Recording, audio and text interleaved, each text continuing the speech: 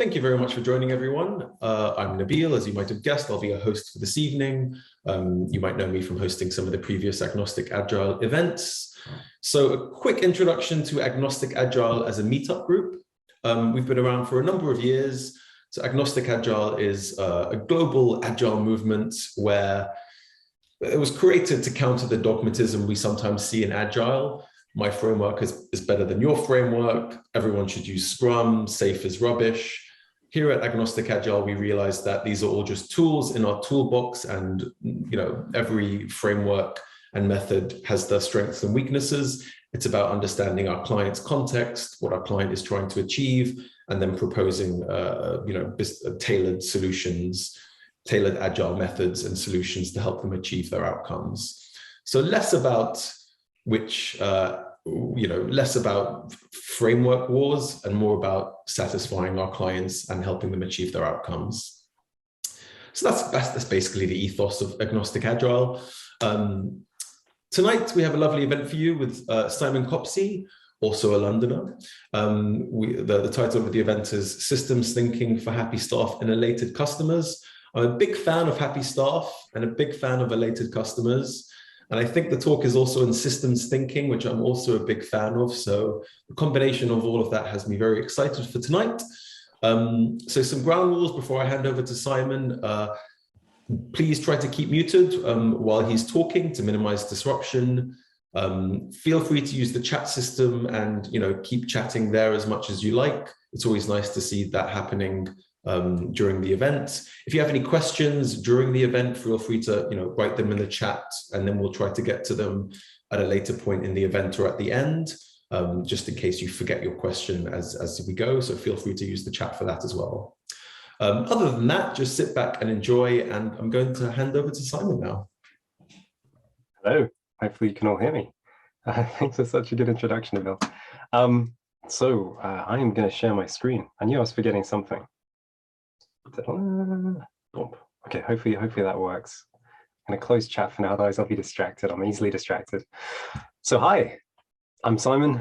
I hail from OpenCredo, and I like complex problems and cats. Thank you for having me.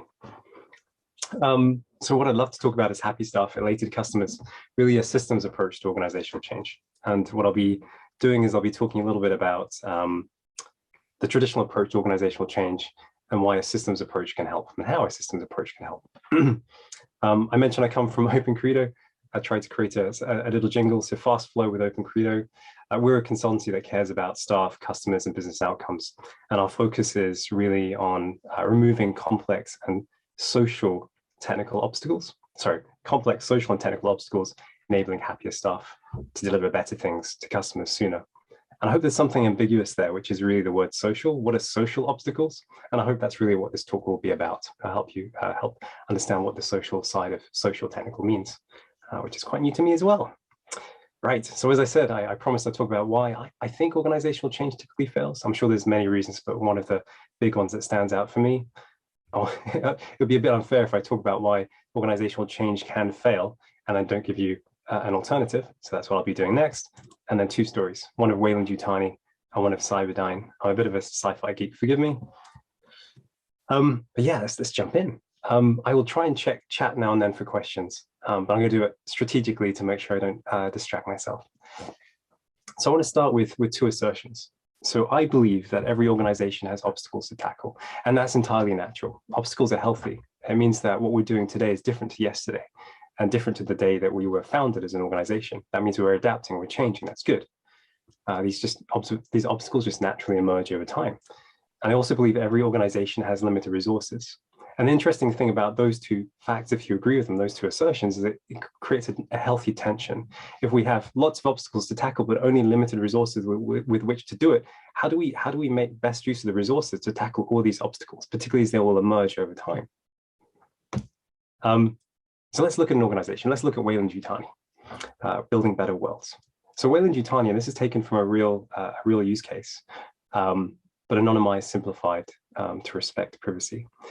What they were facing was slowing software delivery, expensive upgrades and decommissions, increasing overall IT costs, increasing customer calls, and growing incident volume. Things that probably sound quite familiar. They're not unique to Wayland Yutani, they're quite pervasive across a lot of enterprise organizations. As organizations grow, these things come about.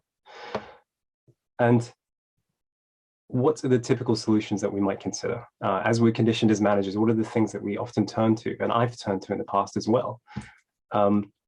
With slowing software delivery, we might think about separating operations and development. So operations can focus on keeping systems running, and development may be able to focus on developing features fast. And expensive upgrades and decommissions, we may think about additional approvals for expenditure to make sure that we're very prudent with costs. Increasing overall IT costs, we may consider outsourcing. Increasing customer calls, we may consider incentivizing short call times, because the more calls that we can squeeze in at any given period of time, means we can do more calls with the same number of people. And a growing incident volume means that we may add more quality gates, because that means that the software that reaches production, that reaches our customers, is less likely to have incidents. And what I want to be really clear on is I'm not saying any of these solutions are wrong or bad. What I'm really interested in is looking at how we find the right solution given the situation that we're in. And if we look at this in a bit more detail, these solutions that we've seen in other organizations that we're conditioned to consider as managers, there's something funny that happens here. So for example, if we separate operations and development for focus, and we kind of stretch the feedback loop a little bit, what it means is that if there is an issue, problem in production, what will more likely happen than not is operations will create a manual workaround, and that workaround may be perpetuated more than if operations and development were working more closely together. And so over time, incident volume may grow as we release more and more changes, and we kind of have a backlog of fixes that need to go out. So separating ops and development kind of pushes the problem to creating a growing incident volume sometimes. And also, if we add more quality gates, wouldn't that perhaps slow software delivery? There's more checks and balances as a software delivery process that we have to go to get something into production. And also, if we do tackle expensive upgrades, decommissions with additional approvals, could that also slow down software development? Because it means that we may need more approvals to get working equipment into production and the right libraries. And also, if we incentivize short call times, would that mean that sometimes customers need to call back more than once to get this any one issue resolved? So it kind of gets pretty scary. It's like we can't tackle any one of these problems in isolation, because if we do, it really ends up like this. We're squeezing one problem, and that problem is kind of reappearing elsewhere in a different form. And then we squeeze that problem. It's like whack-a-mole, because the problem just keeps moving. I'm going to pause. I'm going to look at chat. I'm going to see if there's any questions so far. Resources. That's a good question. So I see a question here from David. When I say resources, do I mean people? I try not to do that. What I mean here by resources, and thank you for clarifying, is money, effort, time, that kind of thing. And effort could be a factor of people, absolutely. I hope that answers the question. Any other questions? Any disagreements? I welcome disagreements. What about DevOps instead of separating Dev and Ops? I think you're ahead of the game here. You're giving some of the answers. But yeah, love it. Cool. Okay, I'm going to continue. But thank you, David. That's rewarding. Right. So Russell Acuff, a wise man, once said that managers are not confronted with problems that are independent of each other, but with dynamic situations that consist of complex systems of changing problems that interact with each other. Whew. I call such situations messes. And therefore, problems are extracted from messes by analysis, whereas managers do not solve problems, they manage messes. And so what we shouldn't be doing is we shouldn't be tackling one problem at a time, extracting it from the mess that it's in. We should be managing the mess in its purest form, in the way it is today. So analysis is a way of dealing with a problem one at a time, extracting it out of the mess. But if we deal with it out of the mess and don't consider the interactions with other part of the systems, all we're doing is this in complex systems. So yeah, analysis, keyword.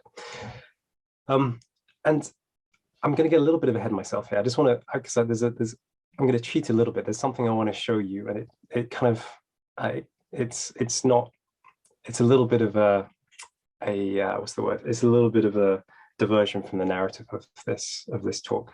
But I do want to, a little bit of a tangent, but I do want to share it with you. So if we just look at this dynamic here, which is quite an interesting one, and this is kind of leaning into what David was sharing on chat. So if we think about growing incident volume and the way that we could tackle that with adding more quality gates, but adding more quality gates could slow software delivery. The way that I would lay that out is that in order to be an effective, one thing that we need to do, one thing that we need to satisfy is we need to ensure that our IT systems remain operational. And in order to do that, one thing that we may consider is minimizing changes to IT systems. And that wording is a little bit maybe harsh. It's not maybe minimizing changes, maybe minimizing drastic changes. And if I was to say this was the story, this is a story relating to operations. If I was in operations, if I was leading an operations function, this would be my criteria for success, if that makes sense. That's my narrative. I would feel responsible. My part of being in an effective IT function would be ensuring that IT systems remain operational, and I would do that by minimizing changes, or minimizing drastic changes, at least risky changes to IT systems. But there's another part to the story here, which is the development function. Can anyone? What I'm looking for is, if you were the VP of the software development part of the IT function, what do you think your team would need to do to be considered effective?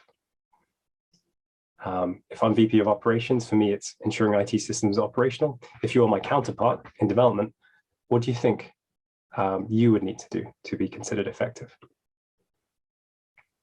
I'm bringing up the chat again, see if anything comes up for anyone. Push features, I like it. Oh, Paula, flush that value out faster. That's good to know, I like that. Upskilled, interesting. I'm curious what that means.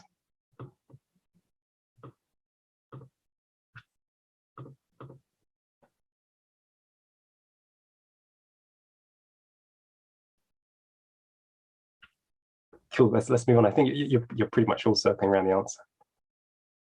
Making sure that players have the skills. Yeah. Oh, I see where you're coming from. I like this. You're thinking in terms of connections. I like this. Cool. I'm closing the chat now for my own benefit. So yes, absolutely. So rapidly deliver the right features, flush value out of the system. I can't remember the term that you used that I quite like there. Rapidly deliver the right features. And that's interesting because that means I need to regularly change the IT system. And there's a bit of a conflict here. If I'm VP of operations and you're VP of software delivery, I want to a degree minimize changes, and to a degree you want to maximize changes. You want to get out as much as often as early as possible. And so there's an inherent conflict here, at least at face value. And if we leave that conflict unaddressed, if I have a conflicting objective to you, it doesn't mean that we're busting each other up in the car park, but it means we have slightly conflicting objectives. It means one compromise is that, and the important compromise, there'll be many, is that we would have complicated change approval and service transition processes, perhaps, in that I would make it difficult for you to get changes out the door, because I would want to make sure, not intentionally, but just because I want to make sure that any change you release is going to minimize any opportunity for disruption. And that runs a little bit against what you need, but helps me achieve what I need. And that there's a compromise. We haven't quite figured out the problem here. But if we look at this a little bit deeper, there's some assumptions. This is a conflict cloud from the theory of constraints. And I've simplified it quite a bit here. So forgive me, I'm not doing it justice. I just want to share this tool with you in case it's of use. And what it helps us look at is what looks like a conflict, and looking at how we can break the conflict. And the way that we do that is we look at the assumptions underlying the perceived conflict and look for assumptions that no longer remain true, or assumptions that we can actually invalidate through some kind of change. So there's an assumption over here in this arrow that changes are disruptive and jeopardize the stability of IT systems. I think this is where the DevOps suggestion was coming from, that we only need to minimize changes to IT systems if we assume they're disruptive and jeopardize their stability in order to ensure that IT systems remain operational. If those changes aren't disruptive and don't jeopardize the stability of IT systems, then we don't need to minimize change anymore. So we're kind of starting to see that if we can put an injection here, if we can introduce a slight different way of doing things, that means that changes are small, validated, and retractable across infrastructure and software, then this assumption no longer stands, because changes won't jeopardize or disrupt the stability of IT systems. And therefore, we don't need to minimize change to IT systems anymore. And we all know this is DevOps, as one element of DevOps. DevOps is bigger, far bigger than that, but that's one element of DevOps. And so now we're no longer in punch-ups in the car park, because I can be happy, you can be happy. We deliver change regularly, early and often, and IT systems are stable. So I hope that made sense. This is a very simplified version of the thinking tool called Evaporating Cloud, but I hope it made sense. And I've got some resources at the end to kind of, if you want to read a little bit more into it. And also, just a little plug, forgive me, if you my colleague from OpenCredo is talking about tracing your data's DNA at DevOps, and this links nicely into how can we, when it comes to data, think about early and often changes that are safe to fail. I'm going to talk a little bit more, and then I'm going to stop, look at the chat, see if anything's come up for anyone. So what have we talked about so far? So in a complex organization, we've seen that tackling each obstacle in isolation, analysis, can generate little or no negative impact while consuming many of our limited resources. And obstacles may come from unresolved conflicts leading to compromise, as we saw with that kind of conflicting objectives of the VP of software delivery and the VP of operations. And there's ways to tackle that. Yeah, so this is what we've seen. I'm going to talk about an alternative approach. I'm going to bring up chat first to see if there's any questions. Yeah, Paul, absolutely. That's why they should work together. Yeah, the conflict doesn't need to exist. It's only a perceived conflict. And don't get rid of the punch-ups. Yeah, we can have those if you like. Absolutely, David. Any questions, throw them in. Otherwise, I'm just going to move on to the next slide. Have a sip of coffee. Cool, okay. I'll move on. Right, so we had two assertions here, just to remind you. Every organization has obstacles to tackle, absolutely natural. Every organization has limited resources, time, money, and effort. Thank you, David, I think it was. I'm going to introduce a third assumption, which is that all obstacles stem from the same underlying cause. And this, for me, is a way of removing this tension. If we have limited resources as a business, as an organization, lots of obstacles to tackle, if we tackle every obstacle individually in isolation, firstly, we've seen it can cause problems. And secondly, we'll run out of money. And that's not a good thing. So if all those obstacles stem from one, two, or just a few underlying causes, and we tackle those, we find and focus on those and eliminate them, we can eliminate all obstacles in one go. And that means it takes less resources. And I'm going to play that back in a few different ways just to make sure it makes sense. And so this is the key statement. So an analogy here is that when we visit the doctor, I hope they don't analyze and treat each symptom in isolation. They diagnose and treat the underlying cause. They don't give you, like, paracetamol because you've got a headache. They don't kind of give you a bag because you're throwing up. They look at the fact that it's probably because you're, I don't know, in shock and something. I don't know. Hopefully you're not in shock. Whereas when we look at change programs, too often we're trained, we're conditioned, and I've done this too. Of course, it's how we're taught informally. We look at every obstacle in isolation and often spin up hundreds of projects to tackle each of those. We work analytically. And again, to play that back in another way visually, because I'm quite visual, is if we have an organization with multiple obstacles, multiple symptoms, multiple problems, whatever you want to call it, and let's just name them: increasing staff attrition, slowing project delivery, growing operational costs. When we think about big change programs, typically, but not always, we'll focus on those obstacles, problems, symptoms, and isolation. We'll think analytically. Whereas when we go to the doctor, they think in systems, they think synthetically, they think in terms of synthesis. So they recognize that there's probably a good chance that there's one or two underlying causes. And if we can find those and target a cure at those that underlying cause, we can remove all your symptoms in one go. That doesn't mean that you may not need painkillers or something, because maybe the cure takes a while. It's a set of some antibiotics that take a week to take effect, and you therefore may need paracetamol as well. But they will. The painkillers in isolation won't fix you. Another quote by Russell Aikoff, big fan. A problem never exists in isolation. It's surrounded by other problems in space and time. The more that we can understand as a scientist, the greater our chance of finding a truly adequate solution. The word adequate scares me. Right, so the question here is, therefore, I propose, how can we be more like doctors? How can we, when we approach organizations, how can we find the underlying cause behind obstacles? I'm going to talk more about Wayland G. Before I do, I see a lot is coming up in chat, so I'm going to do my best to answer any questions and respond to your points. Yeah, we don't want to run out of money. Have you been to the US lately? Medical? Oh, no. No, I haven't. But I've been encountering that our UK health system quite substantially, and I'm sure there's some horror stories there too. And that's probably why I'm bringing it up. Akko is amazing. Yes, I have a lot to learn from him. Keep it coming. I find your comments helpful. So Weyland-Yutani, aliens. So I'm going to introduce you to another theory of constraints tool called the current reality tree. Again, you may know this and you may know this better than me, but I just want to make sure I don't gloss over anything important. So the current reality tree, it'll become clear what it's for in a second, but let me just tell you how to read it first, and then I want to tell you a story. So the current reality tree is a causality diagram. So the way we can read it is an arrow means if then. So if I drink lots of water, I'll need the bathroom, hopefully not within the next half an hour. And also a circle is an and clause. And what that means is if I'm outside and only and it is raining, then I'll get wet. So these two things need to be true for this to be true. If it's just an arrow, this thing needs to be true for this thing to be true. But I will narrate it, don't worry. So I'm going to talk about Weyland-Yutani in action. I have a little board, and let's see how we go. So the green things here are the symptoms, the obstacles, the things that at face value you could see from the very beginning. The things we discussed before, like we had expensive upgrades and decommissions, IT estate increasingly complex, slowing software delivery, growing instant volume, overall IT costs are increasing, where I said, we could outsource perhaps, increasing customer complaint calls, where I said, the way I'd be conditioned is to maybe just incentivize the call center to spend less time per call so we could handle the increased volume. So this should look familiar. These problems were real and are the ones described previously that we handled in an analytical fashion.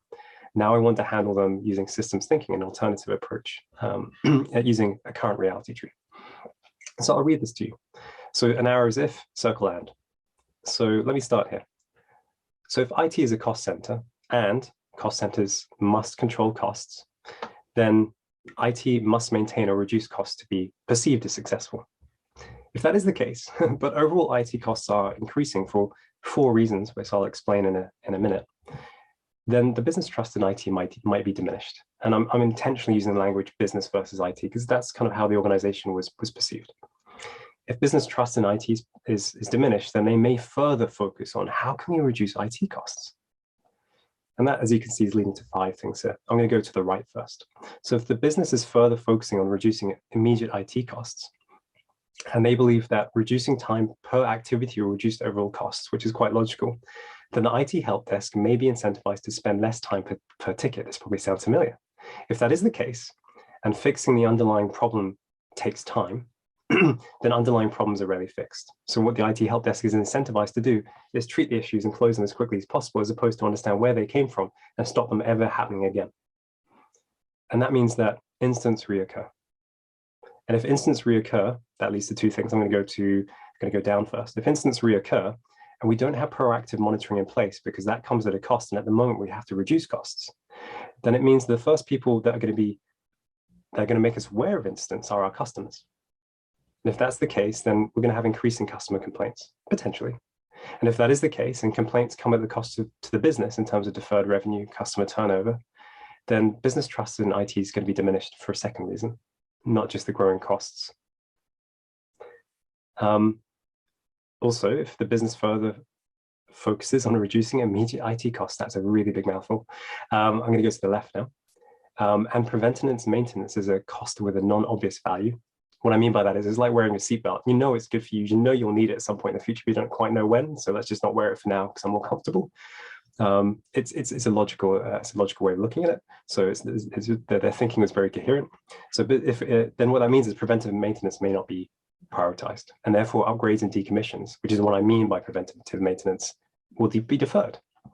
And that leads to 2 things. Firstly, to the left, if upgrades and decommissions are deferred, and deferring upgrades and maintenance increases the complexity of that upgrade and maintenance at a later point, because now we're not going from like Java 8 to 9, we're going from Java 8 to 17, and we don't know how that's going to impact all the other things in our landscape. We might be upgrading our database from Sybase. You can tell I'm archaic in my understanding of technology, from Sybase 15 to 20. That's a huge jump, and that has a systemic impact on our whole. And so we have to do more analysis, we have to do more development, we have to take more care. And that means that the cost of those upgrades, the cost of decommissions as well, increases, because we also probably have a server in a cupboard that's been there for 10 years and everyone's left who knows anything about it. So we've also have a knowledge debt. so those upgrades, decommissions become more risky, require more analysis, require more careful development, more careful change, and they kind of snowball in cost. And that's one reason why, even though we've been trying to reduce costs by deferring upgrades and decommissions, we've actually increased costs. Oh, sorry, my mouse is sensitive. Also, if upgrades and decommissions are deferred, then what that means is over time, the IT estate will grow in size because we're not switching things off. And if that is the case, it becomes more complex. And that means when we try and build on top of the IT estate, it requires greater effort. We have to think harder about integration. So our design, development, and release become more complex processes, and software delivery slows. And if software delivery slows, but the IT must deliver fast, because new market opportunities, particularly in this business, require moving faster than competitors, and technology is an enabler, is a way of allowing us to do that in a systematic way. Then the business the only option they may have is to work around IT, and anyone else in that situation would do the same thing. I certainly would. So that means that IT can focus on what they're currently doing, and I can focus on kind of expanding the business. If that is the case, and SaaS products require less IT involvement, then the business may purchase SaaS products. And if the business purchases SaaS products, but then we recognize that they actually can't be helpful unless we integrate it with our current IT estate to bring in the customer data and make that SaaS product useful, then actually what we've done without maybe seeing it up front is we've actually done something that will require more IT effort. But the more interesting thing is that if we purchase a SaaS product as the business and then integrate it, we've actually further complicated the IT estate, and we've actually made it harder to build on top of. Because now, for example, if we want to add a new customer field into our database over here, it now needs to affect all the other systems for us to be able to make use of it. If we've got a new SaaS product just plugged in on the side, effort's needed. So yes, and now I'm going to go. There's just another two parts of this, through two threads of the story, and then we're done, and then I'll summarize, I promise. If the business is further focusing on reducing immediate IT costs, and maintaining test environments is perceived as a cost that can be cut, then test environments may be consolidated or reduced in capacity in terms of reducing the number of processes, the amount of memory, the amount of storage. But that means that test environments may no longer represent live. And if software behaves differently in different environments with different infrastructure, then some bugs may only be found when we get to live, particularly performance bugs. And that's another reason why we may have a new source of incidents, a new source of problems and incidents. We may have a growing incident volume. Operation overhead is increasing. We need more people to handle the number of bugs coming into live, because not only are the historic incidents reoccurring because we weren't incentivized or given the time to fix the underlying problems, we've also got a new influx of new types of incident as a result of only catching issues when they hit production. And that means we might need more people, and we therefore may have costs increasing. And finally, if some bug can be found in live, it's more costly to correct bugs in live software compared to design development before they've been encased in technology. Then we have an increased cost of fixing bugs, and again, increasing IT costs. There's one other thing I think I haven't told you. Oh yeah, and also if we focus on reducing immediate IT costs, one thing that we may do is we may focus on fully utilizing teams. Because at face value, that kind of gives us a bit of a cost efficiency, which means teams are busy. But if teams are organized by discipline, and work therefore must pass between several teams before it's fully completed and ready to release, but every team is busy, work will spend quite a lot of time in queues between teams as opposed to kind of in process. And that means is another reason why I have slowing software delivery. So at a very high level, and again, every model is wrong, but some are helpful. This is really meant to just help understand the organization from a kind of an interconnected perspective. It's not meant to be perfect, but just help us understand where to focus our efforts.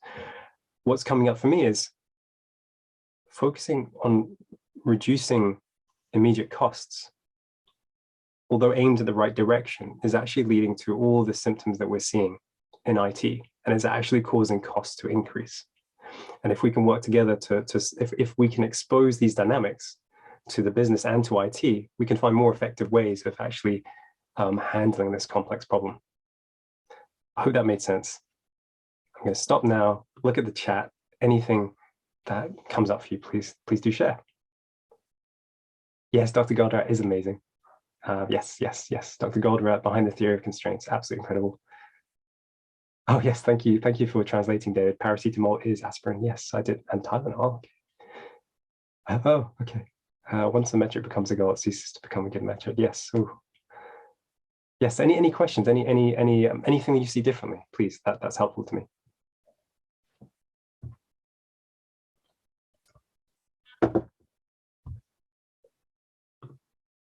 No. Okay.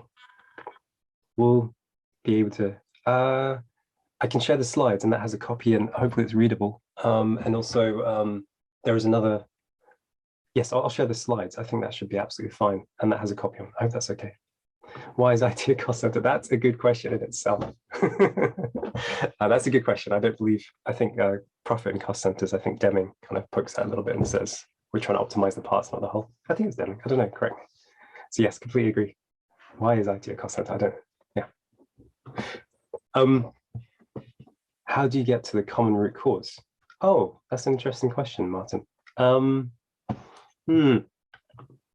So I haven't talked about the process, but tell me if this answers the question. The way that this was put together, and I might be answering the question wrong, so I'll answer quickly and then see if I'm on course. So the way that we put this together was interviews across the organization to understand what are all the problems, what are all the things that get in the way of you doing a good job. And slowly you can start to see the interconnections between all the different things and the obstacles, these green things, the undesirable effects, to use Goldratt's terminology, become apparent. But also the reason behind those become apparent. And slowly what you start to see is there's something that emerges on the page, generally one thing, that everything comes out from at some point in the diagram.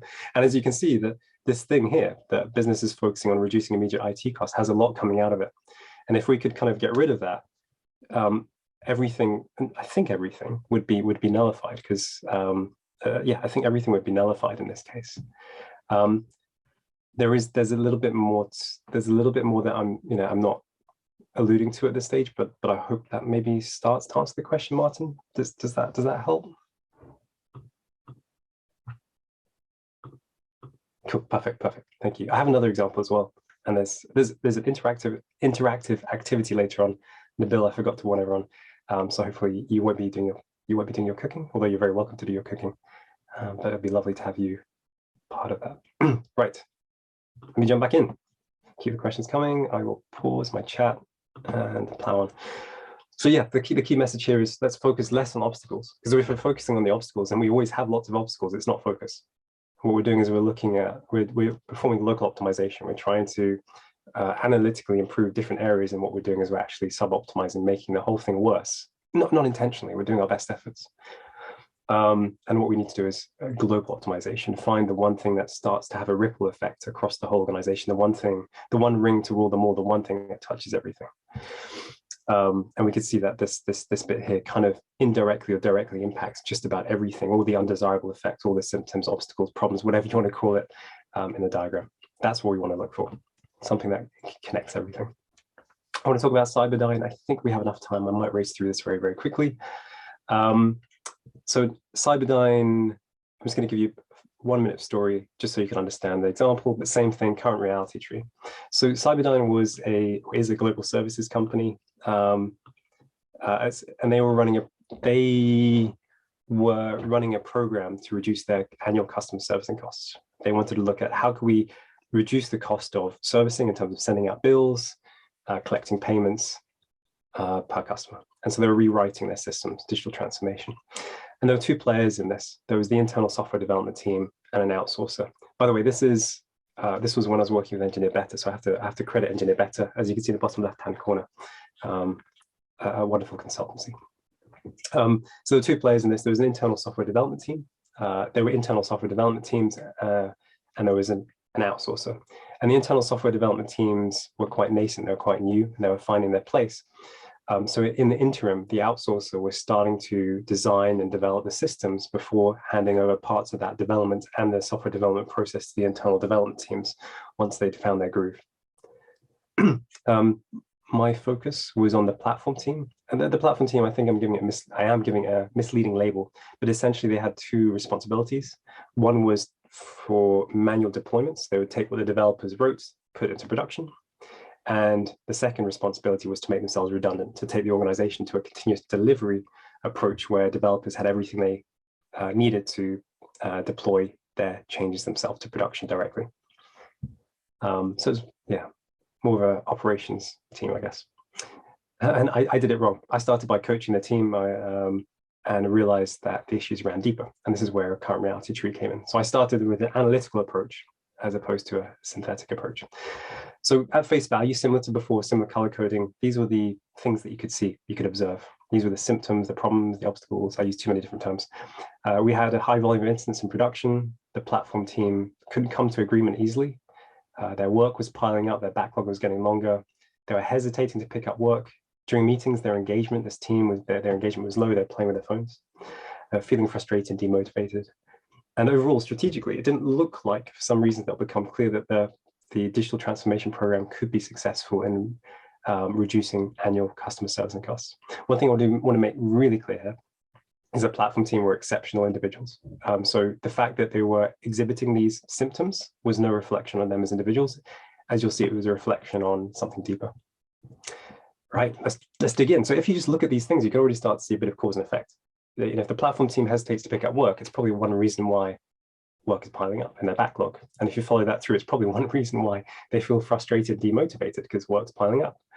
And if they feel frustrated, demotivated, it's probably one reason why they feel less engaged during meetings, which is why maybe they can't come to agreement so easily.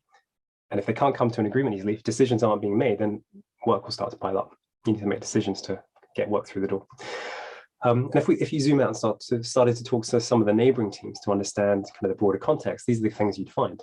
So the outsourcer, the contract with the outsourcer was fixed scope, fixed time, fixed price. But it wasn't, in that it was actually growing scope at fixed time, fixed price. So on a monthly basis, they had to perform a release and the scope was increasing.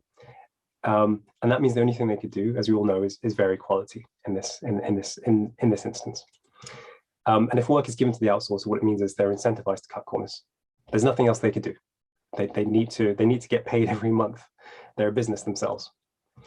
And what that meant was that new releases were taking place regardless of quality or bugs. They had to get paid. And that was one reason why, and that starts to link to one of the obstacles we're seeing, a high volume of incidents. That explains that first obstacle.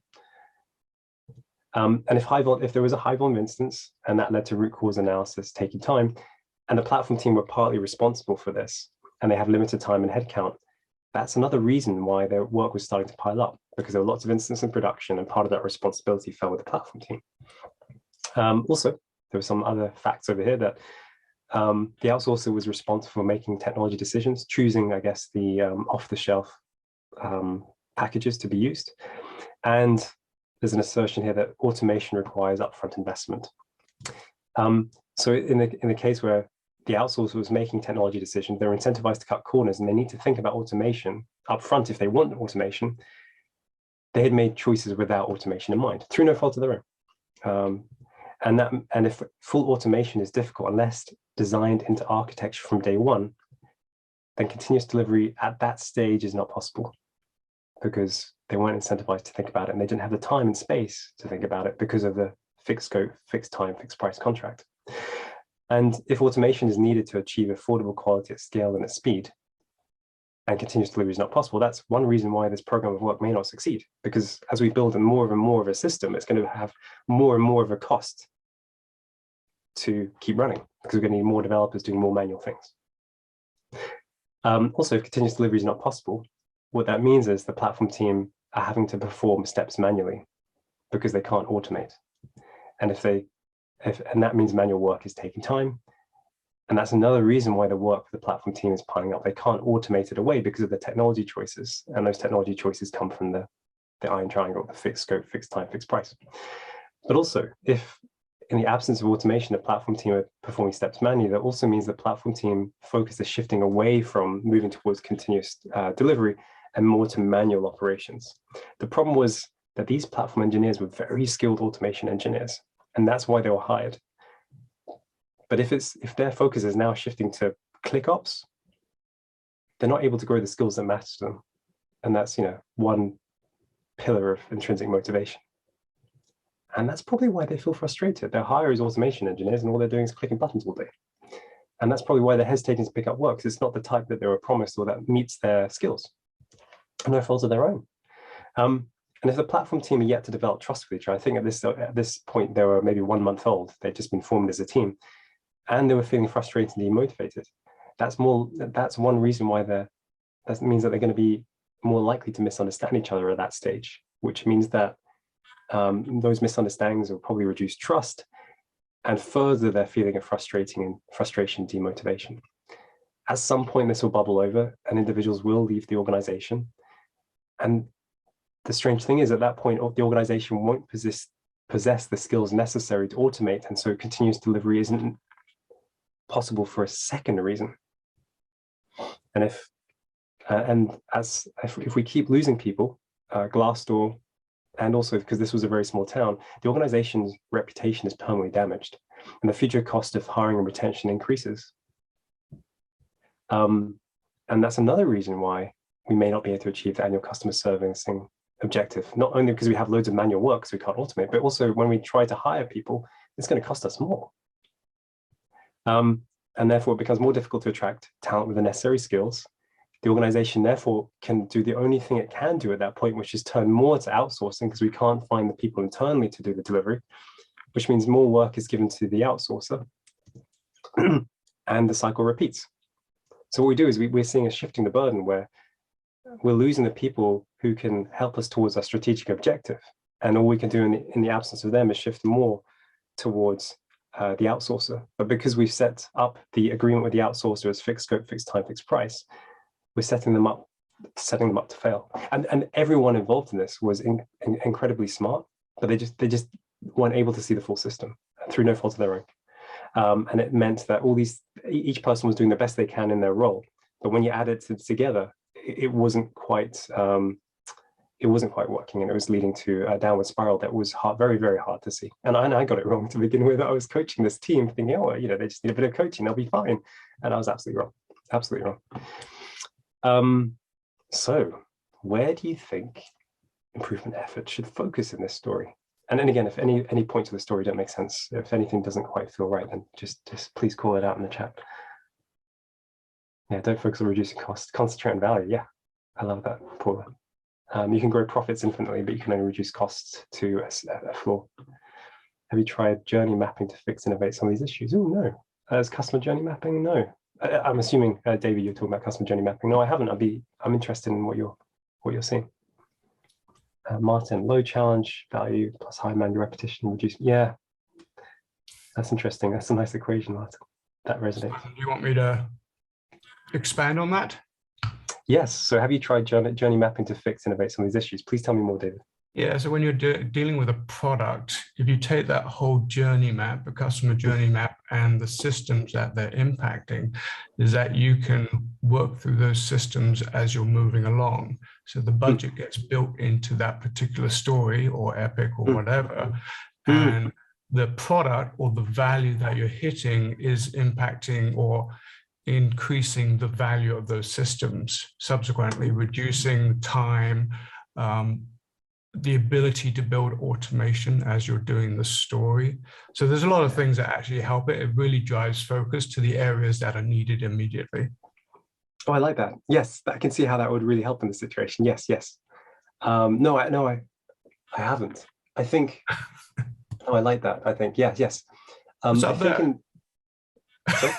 What's up there? Well, wait, what's this? You mean what's this on the screen? You're looking up. Oh, sorry. I look around. I look around when I think. So if I'm looking away from you, it means you've asked a really good question. You're making me think. So. Oh, I feel good now. Yeah. No, absolutely. So no, I haven't done it. I haven't used it for that, and I can see absolutely in this situation. Once I've done a current reality tree and understood where the tension is, where the cause was, that would be a really nice way forward, like part of the remedy. Okay, well now we know the problem. What do we do about it? And you mentioned the trust with your business partners. That actually enables you to build that trust quicker, right? Rather than making all of these sub projects, for example, because it slows it down. They don't see the value. So put the value in and say, hey, we can do this. That's I find that really helpful. Oh, I'm curious now. Thank you. There's more for me to learn there, but thank you for giving me that kind of that. But component type, not component types. It brings the two concepts together, right? The customer value and the systems that you're trying to fix. Thank you, David. I'm curious Under to the learn same more. budget too. Yeah, thank you. Yes, they should be. Yeah, they should be separated. They're inextricably linked. Good talk, by the way. Thank you very much. Thank you, David. Thank you. And I love what's coming in chat as well. So Stephen, the outsourcer incentive structures is something we could change. Yes, absolutely. And let me just read the rest of these because there's something there in what you say, Stephen, that's really meaningful. Sandesh says improvement efforts should focus on better prioritization of features and high levels of quality. Yeah, that's interesting. I like, there's something there too. Those two comments are linked in a way. What role does top management play in this case study? That's a good question too. So in this case, let me answer that first and come back to Stephen and Sandesh. So what role did they play? So in terms of my contact client was one of the managers, probably fairly high level manager, but probably not, he didn't have full control of the situation. So full influence over the situation, therefore he couldn't fix like the contract to the bottom there. And this is where it kind of connects with Stephen and Sandesh nicely. I think it depends. Thanks, Paul. Take care. Good to be with you. I think this is where it connects nicely with your comments, Stephen and Sandesh, because I think the answer depends on where your span of control, your sphere of influence is. In this case, my sphere of influence with the manager, my counterpart, was really just around the platform team, and therefore he wouldn't be able to affect the contract, which would be the ultimate systemic fix. But he may be able to influence, for example, this part over here about how technology decisions are made. So over time, we could start to allow things to be automated. And I think that kind of ties into what I interpret from Sandesh's point, I think. So yes, it depends. It depends. Ideally, there is a systemic fix if you look deep enough, but you may not be able to see it because you don't have full visibility in the system. And you may not be able to affect it because it may be way out of your influence. Hopefully these tools can offer some way of kind of reasoning with people and helping them see things they wouldn't otherwise see, so you can start to influence things you otherwise wouldn't be able to influence.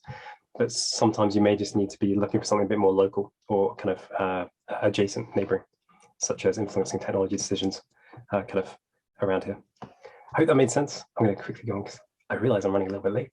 And I was going to talk about what strikes you. I'm going to answer this purely because of time. Forgive me, what strikes you about the behaviors of individuals? They're very rational.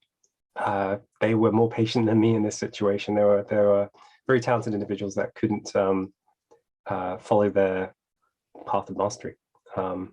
So yeah, they're behaving very rationally. The fact they were disengaged was how the system's been. It was a reflection of the system. So yeah, tell me how you measure me, and I will tell you how I behave. If you give me a goal that I can't achieve, and you can't help me find a way of achieving it, it's like an A-star algorithm with no link to the destination. Yeah, they may be rational, but there's no system thinking. Interesting. I'm curious what you mean by that, Paul. So I'd love to hear more. I'm just going to quickly zoom through more slides and then bring the chat back open in a second. So your turn. This is it. So Nabil. So what I'd love to do here, let me explain the exercise first, actually. So the exercise here, I'd love for you to have a go at cause and effect thinking. Some of you will be very familiar, more familiar with it than me, but for those who aren't less familiar, I'd love to give you an opportunity. So what I've done is I've created a board here. All of these are repetitions. So this is like a parking lot. And oh, David's already here. So we're going to pair you up, trio you up, pick a board. I recognize you'll need to navigate to the same board as your partner, and that's why you have this kind of car park lot where you can kind of quickly find where your partner is by picking a symbol like an insect or a fruit, and that being an apple. So find where your partner is on the board, zoom in, read the instructions, have a go. And what really I'm asking you to do is connect things in terms of cause and effect. So everything's on fire. These are all the things that you're seeing. If you connect this up in terms of cause and effect, and you needed to focus on one or two things because you have limited resources as an organization, what would you focus on? And that's what I want to work out, what I want you to work out with your other two colleagues in your room. So everyone's been very busy. Thank you for those that were able to get involved. I can see that a number of you are starting to find leverage points that you've highlighted. Wow, this is fun. It's fun seeing it. Yeah. So I can see some common answers here. I can see some common answers around, it seems around, IT committed too many projects for the financial year. And then there are two things. One, firstly, is I hope, as we'll come to, that you can see that a number of these are effects of something underneath, and trying to tackle the effects directly would lead to limited or no benefit. So for example, if staff are demotivated, we take them to a workshop and kind of get them to hug each other and stuff, that won't necessarily help, because what's leading to that is still there. The cause is still there. It may lead to temporary benefit. People go home feeling happier, have a better evening with their wife, not watching Netflix, but they come back tomorrow and it's the effect, the reason that people are feeling demotivated is still there. So that's one thing. The second thing is, and Amoye, thank you for asking this. I think you alluding to it indirectly, is I'm going to skip to the end of my presentation, but this, right? So a system is what you want it to be. It's where you place the bookends when you're trying to understand. And for example, if you place your bookends around development and say, I want to understand my software development teams and how I can help them, what you might find is you might find loads of symptoms, loads of problems, and you might start to trace back down. You might find underneath those, it seems like there's 3 causes. There's 3 things I need to tackle. And that's maybe valid, and that's maybe as far as you can see, and that's maybe as far as you can affect. You might stop there, and then the operations, might do the same. But if you, for example, could see the whole of IT, you're able to roam across development and operations, the whole of IT, the managers, you might start to find actually, well, there's only 2 causes, and if I tackle those, it can help development and operations. Whereas if you then look across the whole organization, you might find 1 root cause. So what I'm trying to say is that every system is a subsystem of a parent system. Knowing how far to roam, where to set your bookends, where to look for your underlying causes to tackle is going to be a function of your whole path, really. And that means that you might find different things, different leverage points that may be less or more effective, if that makes sense. And I think, Amoye, you were kind of asking, you were like, oh, that's really interesting. If IT did commit to too many projects, why was that? And you were starting to kind of unravel it even deeper and deeper. And there is a story to tell under that. And we could go infinitely. It just depends how far you can go. So I hope that made sense. But that really got me excited. So thank you. I'll quickly round things off because I realize we're at time almost. Forgive me, I'm overrunning the bill. This is one example of one answer. And again, this would come out during interviews. And so you don't have that context. I have some of the context. And so any answer is the right answer. So what? So I just want to summarize. So key points: tackling obstacles in isolation analysis has low impact and high cost in complex organizations. More often than not, not always, but more often than not. Because we're tackling each problem in isolation, we have limited resources, and they're all interconnected, affect each other. There may be an unresolved conflict that leads to compromise in many obstacles. So if we have that, development operations, different kind of conflicting objectives, and we don't find a way of overcoming the conflict, dissolving the conflict using an evaporating cloud, for example, we may have a number of obstacles coming from that. That might be the root cause. Cause and effect thinking, as you've just done, synthesis allows us to see simplicity and complexity, so that we can find and focus our efforts on an underlying cause to eliminate many obstacles in one go with less resources. We can understand why changes anywhere that isn't an underlying cause leads to only temporary improvement. Getting everyone into a room because there's low morale, getting them to all sing and hug each other. Yes, it will help us for a while, but not when we come into the office tomorrow when the underlying cause is still there. And we can accept why previous attempts to improve things may have been unsuccessful despite best efforts. And therefore how we can improve future attempts. We can target those leverage points, those underlying causes. Every model's wrong, but some models are helpful. Hopefully this gives us a way of kind of improving, giving us a better chance of success. Learning more, I'll share the slides, but It's Not Luck was wonderful. It's the sequel to the goal, and everyone would probably recommend the goal. I found It's Not Luck very helpful in creating current reality trees, if you're interested in that. The logical thinking process. It's Not Luck as a business novel. For me, it helped me understand why you use current reality trees, not necessarily how to use current reality trees. The logical thinking process talks about, is it 5 thinking tools coming from the theory of constraints, current reality tree and conflict cloud being 2 of them. And shows you how to do it step by step in a really, really clear way.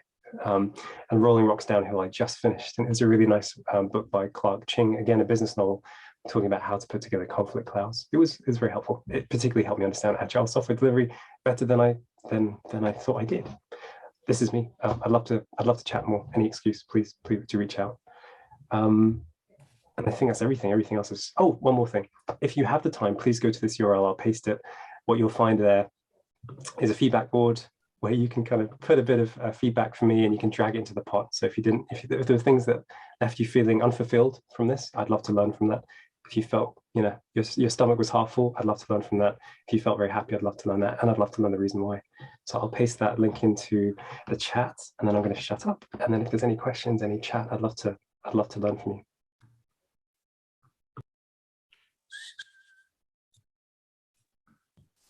Hey, Simon, are you the happier version of Richard Ayoade?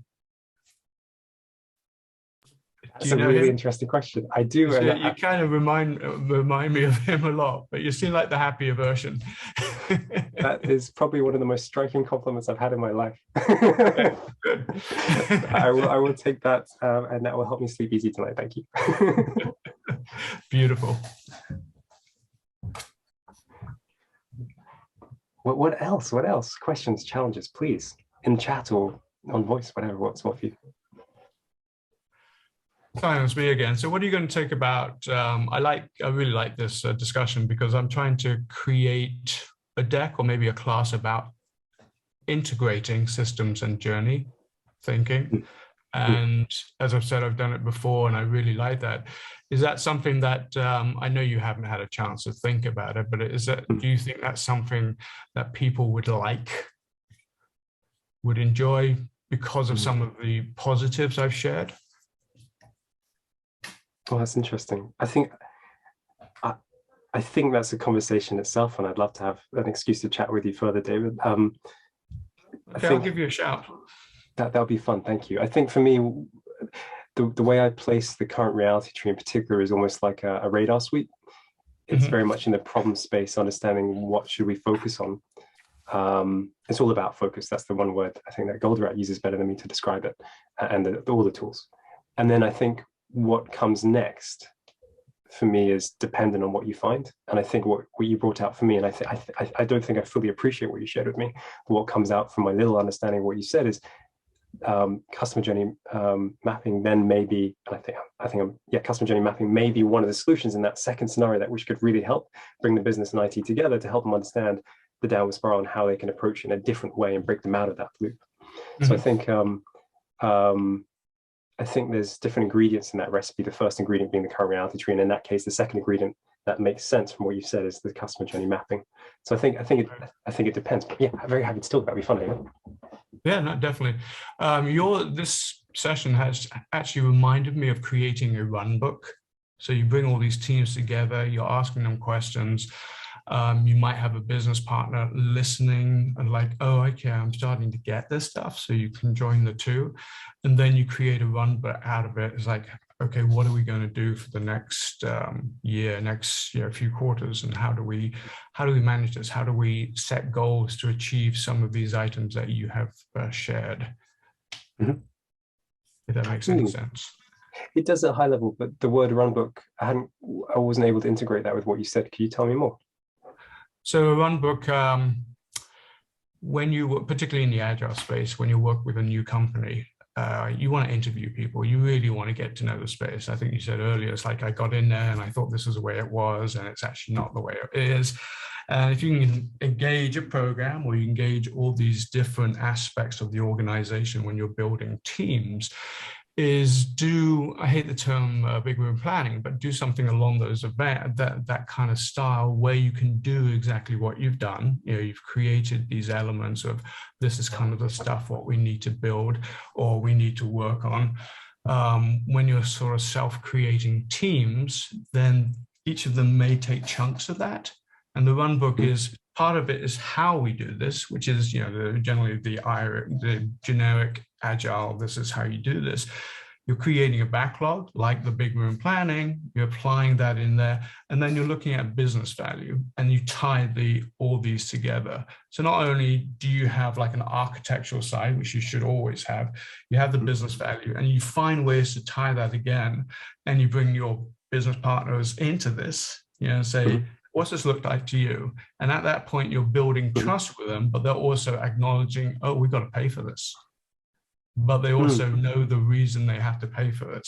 So that's kind of why I want to try and put all this together rather than this throwing a few classes out there. Hey guys, go and do it. And then we get the Scrum Master, oh, this is an impact, waiting weeks to get it fixed. So if you can do a more holistic view, then not only you're getting everyone on the same page, right? It's part of communication, it's part of feedback loop, it's part of building that big mountain of trust. Thank you. I'm just digesting what you've said. I close my eyes when I think as well. It doesn't mean I'm falling asleep. That's okay. I thought you were getting bored. No. It's just because there's a lot there that I need to understand. I think there's a few things that come up for me. One is it feels like the current reality tree is almost like similar to what we do. Product management and organizational change is so similar. It's crazy in my mind. And I think things like the current reality tree and things like assumption mapping or those kind of design thinking tools all feel like the kind of the messy end of product management, the beginning of agile, whatever you want to call it, the discovery process, basically, to answer the question, what is it that we need to change / what is it that we need to do? So it feels like, that's very much on the left. And then agile, waterfall, whatever, the delivery method, the mechanism by which you do it seems somewhere on the right once you've worked out what is it that you're trying to change or do. And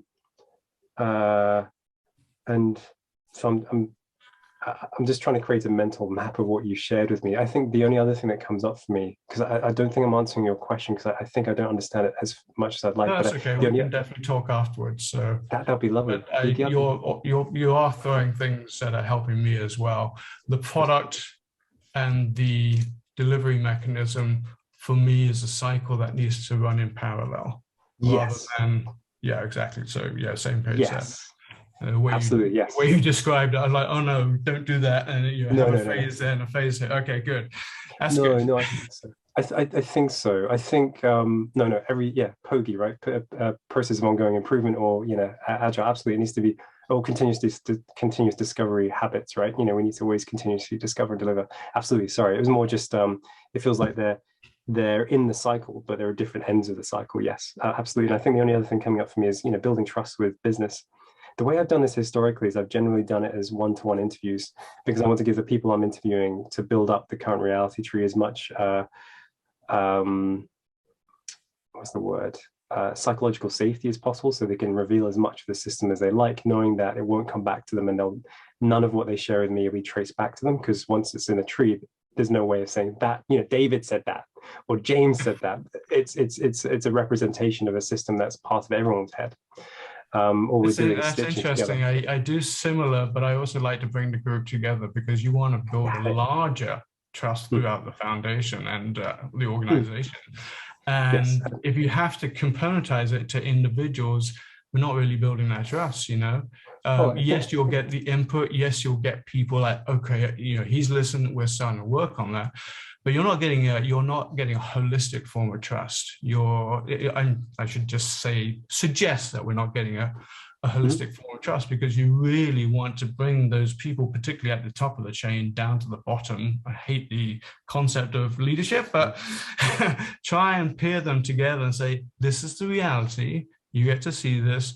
These are the facts. You don't have to say who the person is, because they're all working together on it. So we're talking about it together.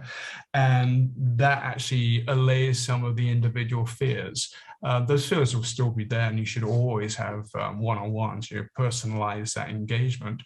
But bringing a larger audience, cross-business, cross-IT, preferably bringing them close together, enables that trust. It's the first step, but it's a big step. Because when now I've seen this many times, when business leaders suddenly get that, light bulb, I get it now, because they only want 3-minute discussions. Here, give me this in 3 minutes, I'll deal with it. I don't disagree. What I think is it depends what the problem is, and trust may not be the problem. I think, although I've done it one-to-ones, it can very much be done in groups. It depends, I think, on the context. It depends on what the problem is. So for me, I think it's first understand the problem, and if trust is the problem, then right, let's solve that. But trust isn't often the problem. I was I've just seen, trust using hasn't that been a as an problem. example, considering that's come up a lot during this session. So I really Mhm. appreciate it. I'm sure everyone got a great time with this. I really enjoyed it. So thank you. No, thank you, David. Thank you. Yes, no, I think as you say, it depends. Let's find the discovery, current reality tree, all those things help us understand the problem, and then Agile, as you say, it nicely plugs in to say, okay, cool, let's make inroads